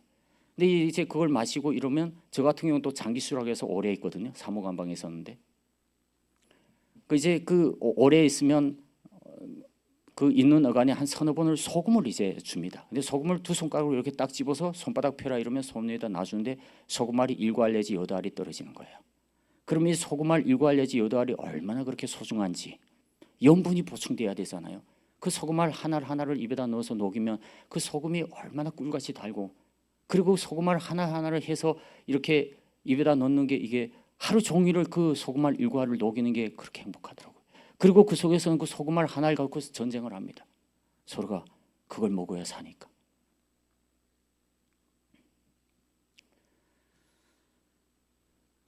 어느 날 항문이 다 열렸어요. 이제 더 이상 몸을 지탱할 수가 없고 의식이 몽롱해졌습니다. 그래서 내가 혹시나 헛소리 할까 봐 그때 계속해서 정말 하나님께 기도했습니다. 오직 성령님만이 내 입술을 덮어주실 수 있습니다. 성령님이 그냥 나를 내일 깨어나지 않게 해주옵소서. 그러니까 늘 그 기도만 늘 했습니다. 이제 그렇게 기도하다가 이제 항문이 다 열리고 이제 먹은 것이 그대로 항문으로 다 나갑니다. 몸이 다 부어가지고 배까지 이렇게 다 부고 다리가 다 붓기고 부종이 와가지고 이제 더 이상 살 수 없는 상황이 됐어요. 어느 날 군의관이 왔습니다. 날 보더니 처음에는 닷새 이런 게 손을 왜 폈을까요? 너 5일 산다를 얘기하는 거죠. 그러더니 다시 눈을 보고 제 맥을 짚어보고 다 보더니 이제 하루밖에 못 산다고 얘기하더라고요. 그러니까 보이부에서 난리가 났습니다. 이게 하루 살고 죽어버리면, 만일 제가 그런 괜찮은 집안의 배경의 자식이 아니었으면 내버려뒀을 겁니다. 죽도록. 근데 저희 집안이 괜찮은 집안이잖아요. 제가 보이부 안에서 죽으면 정부는 엄청 큰 손실입니다. 꽤 집안의 형제들이 정부의 중요한 요직들을 하고 있는데 전부 제가 보이부 안에서 죽으면 피해를 보게 되거든요. 그럼 그들이 가만히 있겠습니까? 제가 죽은 원인을 밝히려고 들겠죠. 그런데 말 한마디도 안 하고 죽어보십시오. 그들이 책임도 있겠죠. 그러니까 이들이, 솔직히 저는 이것을 바울이 옥문이 열려서 나오고 또 그런 성경의 역사들처럼 그렇게 증언하고 싶지 않습니다. 저는 그래서 그들이 있었던 그 상황을 저는 한번 그대로 여러분들에게 솔직하게 한번 증언해 보고 싶은데요. 그래서 저를 내보내 주기로 하는 겁니다. 근데 어떻게? 보안소에 넘기는 겁니다. 저를. 그래서 정말 생명이 하루 남은 날을 보안소에 차로 태워다가 마당에다 내려놨습니다. 근데 난 일어서 앉지도 서지도 못하는 상황입니다. 눈도 제대로 못 뜨고 턱이 다 떨어져요. 정신이 없죠. 이제 더 이상 생명이 유지될 수 없는 상황의 사람인데 보안소에다 넘기면서 이게 우리가 조사해 봤는데 이건 우리 대상이 아니다. 너희 대상이다. 하니까 보안소에서 발칵 뛰는 거죠. 지들이 사람 다 잡아 죽여버리고 죽게 된 사람을 가져다 우리들로 조사하라고 안 받겠다. 싸우더라고요. 근데 그게 들리는 거예요. 제게. 그들이 싸우는 소리가. 그래서 내가 하나님께서 나를 집에 가서 죽게 하시려는구나 생각했죠. 집에는 가게 되겠구나. 근데 아닌 게 아니라 그들이 보니까 줘서도 쓸 수 없는 상황이니까, 그래도 보위기관이 상급기관이니까 나를 마당에다 버려두고 가버렸어요. 그러니까 이제 보안소가 다시 조서를 꾸며야 되는데 쓸 수도 없는 사람. 그러니까 지들이 써가지고 손도장을 가져다가 찍고 집에 가라고 들어서 나를 처음 밖으로 내놓은 겁니다. 근데 처음 밖으로 내놨는데 내가 일어서 걸어서 집으로 올 수 없는 거예요. 대낮인데 정말 거기서 저희 집까지 걸어서 가면 딱 5분 거리입니다. 보안소에서. 그리고 저희 집에서 군병원까지가 딱 걸어서 5분 거리고, 그리고 보안소에서 군병원까지가 딱 걸어서 5분 거리고, 딱 삼각형으로 보면 그런 거리인데, 제가 벨이 이미 유착이 와가지고 장이 유착이 와서 이게 막 너무나 이제 장이 끊어지듯이 아픈 겁니다. 그래서 병원으로 이제 기어서 갔어요. 대낮에 기어가는데 누구도 이제 건드리질 않죠. 도움받을 사람도 없죠. 그래서 이제 병원에 간신히 기어서 정말 1시간을 넘게 기어갔습니다. 기어가서 병원에 들어갔는데 병원에서도 보니까 다 죽을 사람이 온 거예요. 그러니까 저에게 이제 양똥알과 같은 이런 환약을 손에 쥐어주면서 빨리 집에 가라고 떠미는 거예요. 근데 이거 환약을 입에다 넣었는데 이거 턱이 올라가야지 환약을, 이 땅땅한 환약을 씹어낼 수가 있는데 이 씹을 수가 없는 겁니다. 이 환약을 그냥 입에 물고 병원에서 또 쫓겨났어요. 병원에서 또 집까지 걸어오면 딱 5분 거리인데도 1시간 넘게 기어서 제 아파트 3층인데 집 문 앞에 그 마당에 와서 쓰러졌어요. 근데 그때 누군가가 와서 나를 부축해서 야무게 아버지 아니냐며 부축해서 저를 집에 데려다가 눕혀주었습니다. 그리고 나서 저는 의식을 잃었습니다. 어느 날 정신을 차리고 보니까 아내가 제 입술에 뭔가를 발라주고 있는 거예요. 그걸 이제 혀로 핥고 하는데 눈을 뜨고 보니까 흑염소 한 마리를 잡아다가 그것을 엿을 해서 저를 공양하고 있더라고요. 근데 놀라운 것은 원래 하루면 죽어야 되잖아요. 3일 있다 의식을 회복하고 살아난 겁니다. 제가. 그리고 그걸 먹고 점차 살아나기 시작했고, 일주일 후에 제가 턱을 찢고 이렇게 일어서 가지고 후들후들 떨면서 정말 죽물을 밥상에서 뜨는데 이게 손이 떨려가지고 숟가락이 입에 오는데 죽물은 다 쏟치고, 빈 숟가락을 빠는데도 눈물이 하염없이 흘리고, 얼마나 그게 감사하던지요. 빈 숟가락으로 내 손으로 그 숟가락을 잡아서 입으로 숟가락을 가져올 수 있다는 것이 얼마나 그렇게 감사한 일이던지. 지금도 제가 손을 심하게 떨거든요. 사람이 한번 그렇게 죽도록 그런 모진 고통을 당하고 나면 그것이 이 10년 세월이 지나도 이게 쉽게 회복이 잘 안 되더라고요. 그래서 제가 마이크를 들고 하는 걸 좀 싫어합니다. 심하게 떨려서 손이. 그 지금 이제 일어나서 화장실에 나가서 스스로 이제 물을 받아서 세수를 해보는데 와, 눈물이 계속 나는 겁니다. 두 손으로 그 깨끗한 수돗물을 받아서 얼굴을 씻고 세수한다는 게 얼마나 그렇게 감사한 일인지. 그게 날마다 하던 일이었는데 그 보이브 안에서 120일간을 못 하다가 그걸 집에 와서 해보니까 참 그게 얼마나 귀하고 감사한 일이었던지. 여러분, 사실 우리 사는 일상을 너무나 감사함으로 그렇게 하나님께 한번 드려보십시오. 오늘이 내일 되는 것에 싫어하지 마시고 오늘의 일상이 내일에도 또 반복이 됐다면 더 감사하십시오. 더 악해지지 않은 것에, 더 곤란해지지 않은 것에. 어제와 같은 삶이 오늘 또 주어졌다는 게 얼마나 감사한 일입니까? 근데 어제보다 오늘이 더 낫지 못하다고 불평불만하지 마십시오. 그냥 어제의 삶이 오늘 된 것에 너무 감사하십시오. 더 악해지지 않은 것이 어디입니까? 더요. 그리고 이제 제가 조금 더 건강을 회복하고 나서 문을 열고 아파트에 나오는데 위층에 사람들이 내려오더니 화들짝 놀라고 아래층에 사람들이 계단을 올라오다 화들짝 놀라면서 와, 통일아빠 살았다 하고 막 소리치는 거예요. 근데 왜 그러나 봤더니 난 이미 죽고 조용히 장례를 지닌 것으로 사람들이 다 알고 있었던 거예요. 아무도 모르게 조용히 장례를 지낸 것으로. 이미 난 다 죽은 것으로 모든 사람들이, 아파트 사람들이 알고 있었는데 죽었던 사람이 갑자기 살아서 계단을 찍고 내려오는 모습을 보더니 화들짝 놀라는 겁니다. 사람들이. 이것이 하나님께서 나사로를 살려내는 사건이 아닐까. 바로 여러분들 앞에서 예수 그리스도의 그 부활 생명이 어떻게 살아 역사하시는지를 증언하라고. 그리고 북한에서 예수 그리스도의 복음이 어떻게 살아 역사하고 그들이 전한 복음이 오늘 여러분들에게 어떻게 들려지는지를 하나님이 증거하시려고. 나는 그 비서보다 조금 더 오래 살려두시는 것뿐이에요. 하나님이. 언제 데려가도 나는 아멘으로 너무 감사하고 있는 겁니다. 난 이렇게까지 50세로 살 줄 난 생각 못했어요. 제가 그때 나올 때가 33세였습니다. 딱 예수님 나이. 예수님이 고난 받으시고 십자가에 못 박히시던 나이. 근데 또 나오던 날이 딱 내 생일날입니다. 그리고 이제 나왔는데 죽지 않잖아요. 그 다음에 불안한 사람들은 저를 가뒀던 사람들이 불안하죠. 왜? 죽어야 될 사람 죽어야지 일이 깨끗이 끝나는 건데 저 죽지 않으면 저 사람이 가만히 안 있거든. 그리고 또 문제가 더 복잡해진단 말이죠. 어떻게 하나 죽여야 되는 겁니다. 대한민국 정치판도 똑같아요. 북한의 정치판도 똑같습니다. 세상은. 그래서 저를 죽이기 위해서 또 다른 작전을 합니다. 인민재판을 하게 되죠. 그래서 아내와 저를 어느 날 보안소에서 이제 데려다가 이제 보안소에 넘어간 거니까 보안소에서 인민재판을 하는데 이렇게 합니다.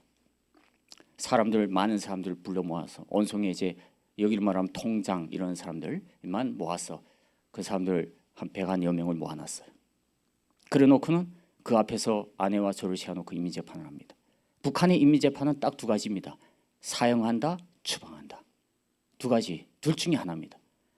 보편적으로는 이제 그 사형하게 되면 그렇게 동사무소 마당에서 하지 않습니다. 추방 대상만 그 마당에서 하고 사형할 때는 저기 어디 강변 옆에나 산 밑자락 밑이나 여기에다 놓고 더 많은 사람들을 모아놓고 보는 앞에서 사형합니다. 인민재판을 하고 그 자리에서. 근데 저 같은 경우는 동사무소 앞에서 했다는 건 이미 사형 대상은 아니었다는 거죠. 거기서 딱 내려진 판결이 아무개는 자본주의 사상을 사람들에게 유포하고 이렇게 딱 첫 대목이 자본주의 사상을 사람들에게 유포하고 그리고 제가 이제 그때 그 조직을 맡고 있었잖아요. 또 이제 자군 기관의 또 행정 책임자기도 했는데 사람들을 조직 생활을 시키지 아니하고 그들에게 자본주의를 가르쳤다는 거예요.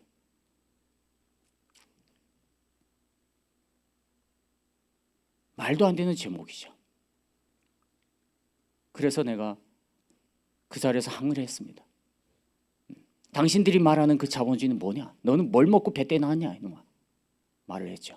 나는 내가 벌어서, 내가 장사하고, 내가 돈을 벌어서 그래서 먹고 살았어. 너는 뭘 먹고 나왔어?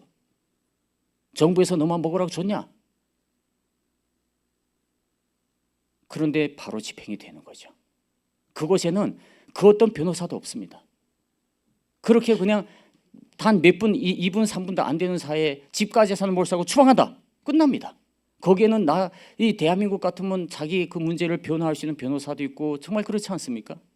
그런데 거기 인민재판이라는 건 변호사가 없어요. 그냥 집과 재산을 몰수하고 도시에 추방한다.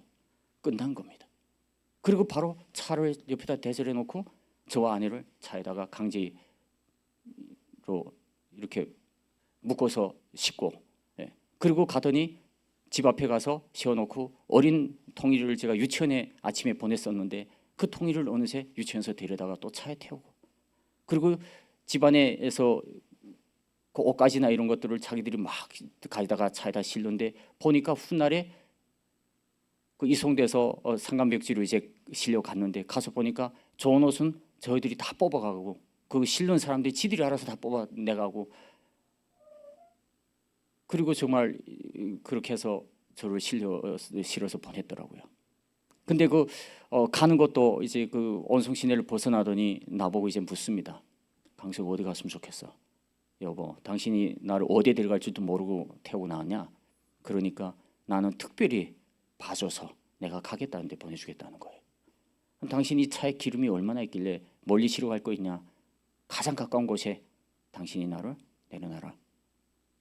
그래서 진짜 거기서 가장 가까운 농촌 그 어느 지역에 갔습니다. 가서 거기에 가서 갑자기 저를 이제 거기다 내려보내자고 하니까 거기서도 아무 예고도 없는데 오면 와서 집을 내놓으라고 그러니까 어디 이런 법이 있냐고 막 거기 리당 비서가 난리를 하는 겁니다. 그러면서 그들이 집 하나를 내놨는데 수해로 집이 이렇게 한 동 두 세대짜리 집이 이 강이 이렇게 흐르면서 수해로 흙이 깎여가지고 집이 반은 구미 가서 자빠져 가고 반만 이렇게 지금 남아 있는데 이것도 이제 수해로 흙이 파이면 이제 마저 다 쓸려 나갈 아주 위태로운 그 언덕에 이제 집이 있는, 그래서 사람이 살지 않는, 거기에 소를 이제 그 비를 끊기면서 먹이를 먹이고 이래가지고 강낭지 그 안에 가득하고 소똥이 가득한데 그걸 꺼내고 나더러 거기서 들어가라는 겁니다. 근데 내 집은 제가 목수일을 하고 이래가지고 정말 집을 이 대한민국 창문처럼 조잡한 북한의 창문을 다 뜯어내고 통유리로 유리창을 탁 넣어서 아주 아름답게 집을 하고 살았습니다. 그런 아파트에서 살았는데 하루아침에 그 아파트를 몰수당하고 그 소똥 가득한 그 집을 청소하고 거기에 들어가라고 총을 들고 강제로 시키는 겁니다. 여러분, 그런 상황 한번 상상해 보셨어요? 대한민국이 지금 그런 상황의 나라가 될 수도 있습니다. 우리가 하나님 앞에서 온전히 정말 우리의 목소리를 제대로 내지 않고 성령의 법 가운데 온전히 거해서 살지 않는다면 죄와 사망의 법에 매여서 사는 자들이 될 수가 있습니다. 그들은 그냥 말 안 들으면 쏴 죽인다는 그냥 이 강도의 논리 하나로 사람들을 통치하려고 하는 겁니다. 지금도 그래요. 자신이 법인 것처럼 자기가 법을 다 만들고 행하려고 하는 자들이 권력을 잡는다고 생각해 보세요. 거기에 무슨 민주주의가 있겠습니까? 북한도 민주주의 간판 아래 조선민주주의 인민공화국 아니에요? 인민 앞에 주어로 민주주의라는 걸 썼어요. 그러니까 인민이 민주주의를 행하는 그런 나라다라는 뜻인데, 그래서 이렇게 간부들이 그런 사무실에 보면 인민을 위하여 복무함이라는 구호를 어디나 무조건 의무적으로 붙여야 됩니다. 그런데 인민을 위하여 복무합니까? 그건 슬로건만 그렇게 제시했을 뿐, 그거로 사람들이 반항의식을 잠재울 뿐, 민주주의는 없는 것이죠. 대한민국이 지금 그러고 가고 있는 거예요. 보니까 안타깝습니다. 저는 그 소똥을 걷어내고 거기에 짐을 넣고 들어갔습니다. 이제 날이 어슬어슬 해가 지는데 통일이가 나한테 이렇게 묻습니다. 아빠, 우리 집에 언제 가? 저는 그때까지도 그 상황이 지금 와닿질 않는 겁니다. 저한테 피부로. 내가 지금 왜 여기에 있고 내가 이 짓을 왜 해야 되는지를 지금 완전 혼이 나간 상태죠. 전에 지금 갖다 놔지 법에서 간신히 나와서 지금 의식이 혼미한 상태인데 정신을 차렸다고 지금 바로 5월 29일 날 나왔는데 7월 초에 제가 그러고 추방을 당했어요. 이미 재판을 받고. 그리고 이제 거기에서 그 집을 정리하고 동일이가 그렇게 말하는데 정말 눈물이 하염없이 나고, 그리고 그 다음 날에 그 바늘에 지금 쓰러져가는 그 집에 또 사람이 한 명이 무조건 들어와서 한 거예요. 저는 알잖아요. 걔가 왜 왔는지. 내가 그 일을 해봤기 때문에. 그래서 제가 그 애한테 술을 나오라, 너 옆에 집인데. 그래서 젊은 친구더라고요. 나오라 그래서 내가 밥에 이렇게 해서 고깃국에 해서 술 한 잔 먹이면서 이야기를 했죠. 너 꽤 힘들게 사는구나.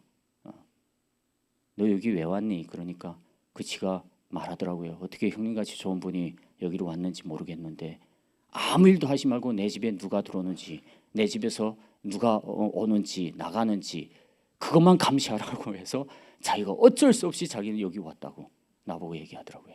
그래서 내가 그럴 줄 알았어. 너도 꽤 힘들겠다. 그래서 이제 그 애한테 이제 이야기하고 그 어느 날 얘기했지. 야, 너 어머니가 많이 힘들고 아프시다는데 좀 이거 들고 가서 어머니 좀 위로해 드려. 그리고 이제 쌀을 이제 한 배낭 지어줘서 보냈습니다. 북한에서 쌀 한 배낭을 거저 받는다는 것은 큰 상이에요.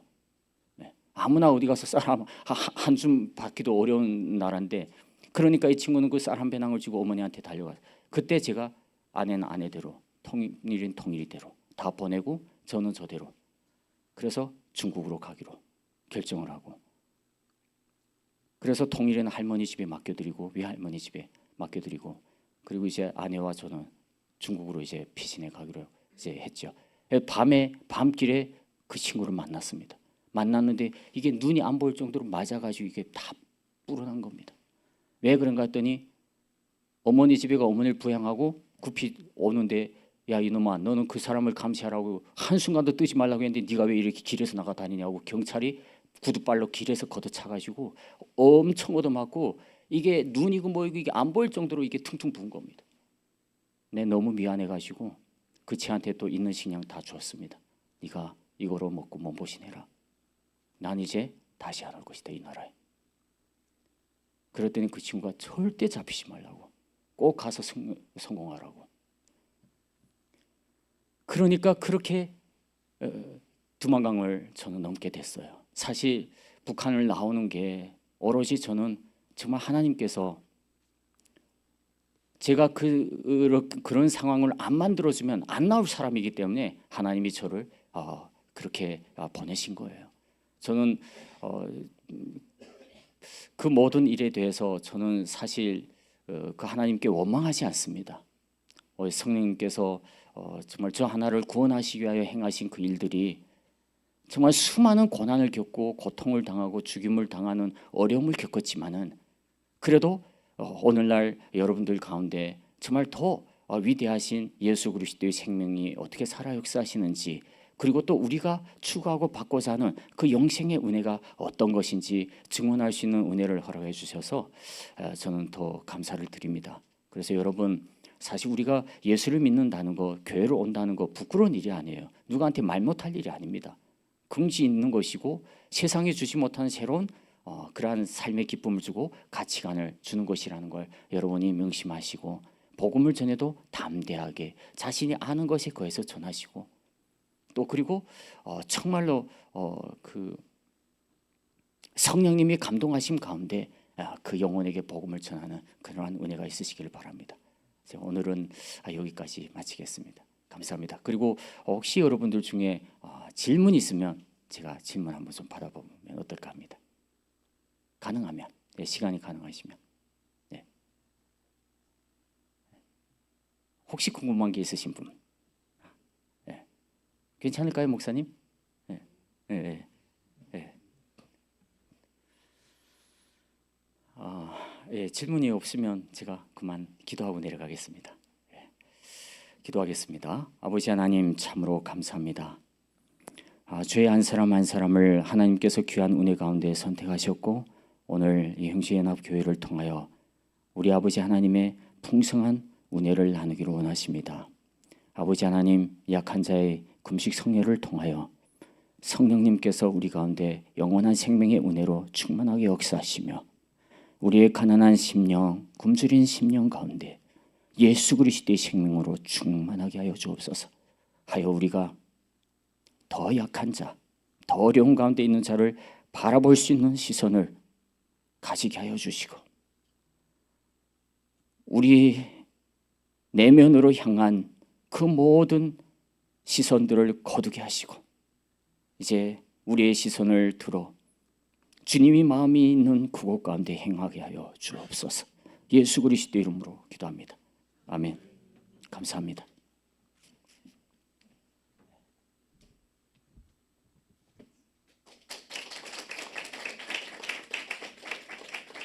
이제 좀 기도합시다. 우리 반주 좀 해주시고요. 말씀을 들으면서 드는 마음은 의를 위하여 핍박받는 자 복이 있다. 천국이 저희 것이다. 주님 말씀하셨고요. 우리 한국교회 가운데는 뭔가 어떤 뭐라 그래야 되나 다이어트가 필요하죠. 여러분들 동의가 되실 거예요. 이들이 정말 북한의 지하교회 성도들이 예수님을 믿는 것 자체는 생명을 거는 일이고 우리와는 다른 차원의 우리는 교양 차원으로 정말 교회로 올 수 있지만 호기심 차원으로 한번 와볼 수 있지만 이들한테는 생명을 거는 일이고 생사를 거는 일이고 모든 것을 거는 일이에요. 그래서 여러분이 어제 오늘 목사님의 간증을 들으시면서 다른 생각들을 정말 하고 계실 거라고 믿습니다. 우리 안에 너무나 이 기름진 것들, 기름진 걸 넘어서서 너무 살찐 영역들, 이 독소들, 이 세상의 어떤 스피릿들 다 빠져나가야 될 줄 믿어요. 우리의 일상이 어제와 같은 오늘의 일상이 아까 말씀하셨죠. 더 악해질 수 있다. 더 나빠질 수 있다. 그런데 어제와 같은 일상으로 오늘 사는 것에 감사해라. 그래서 여러분들 같이 좀 기도했으면 좋겠어요. 감사로 문을 열 때 하늘 문이 열립니다. 아멘이시죠? 감사로 문을 열 때 임재의 문이 열려요. 감사로 문을 열 때 지금 내가 정말 최악이고 바닥이라고 느껴지시는 분이 있으실지도 모르겠어요. 그런데 당신이 정말 감사로 문을 여시기 시작할 때 하나님께서 이 최악 같은 상황에서 더 최악을 어둠이 줄 수 있다는 걸 여러분들 아실 수 있기를 축복하고요. 그리고 더 나은 발걸음으로 우리를 이끌어 올리실 거라는 걸 믿으십시오. 아멘이십니까? 그래서 우리 이 시간 주여 한 3번 정도 외치고 같이 기도할 텐데 예수님이 고난을 통해서 순종을 배우셨다고 성경은 말씀하세요. 그래서 목사님이 처음에 말씀 간증 시작하실 때 박해에 대해서 얘기하셨어요. 이 땅에 제가 보니까요, 저도 수십 년 주님 믿고 따라오면서 고난 없이 성장이 없고요, 고난 없이 순종이 없더라고요. 사이즈가 다른 거예요. 근데 고난의 깊이가 크면 크게 성장하고요, 고난의 깊이가 작으면 조금씩 성장하더라고요. 여러분, 우리가 가는 길이 좁은 길이고 좁은 문이라는 걸 다시 한번 기억하셨으면 좋겠고요. 오늘 이 실제적인 이 북한의 지하교회 성도들, 그리고 탈북하신 그 예수님의 복음 따라서 여기까지 오셨는데 그 간증들을 들으시면서 우리 안에 베어져 나가야 되는 세상의 영들이 빠져나가고 독소가 배출되어야 될 줄 믿어요. 그리고 우리가 진리 대신 예수 그리스도 복음 안에 서는 그런 시간이 될 걸 선포합니다. 그래서 이 시간 주여 3번 외치고, 먼저 우리가 이런 어떤 이 살찐 신앙생활, 세상의 어떤 것에 찌든 신앙생활을 했던 것들 좀 회개했으면 좋겠어요. 그리고 우리에게 주신 이 일상의 하루하루의 삶에 감사하시면서 하늘문을 여시는 자리로 들어갈게요. 같이 주여 3번 외치고 기도합니다.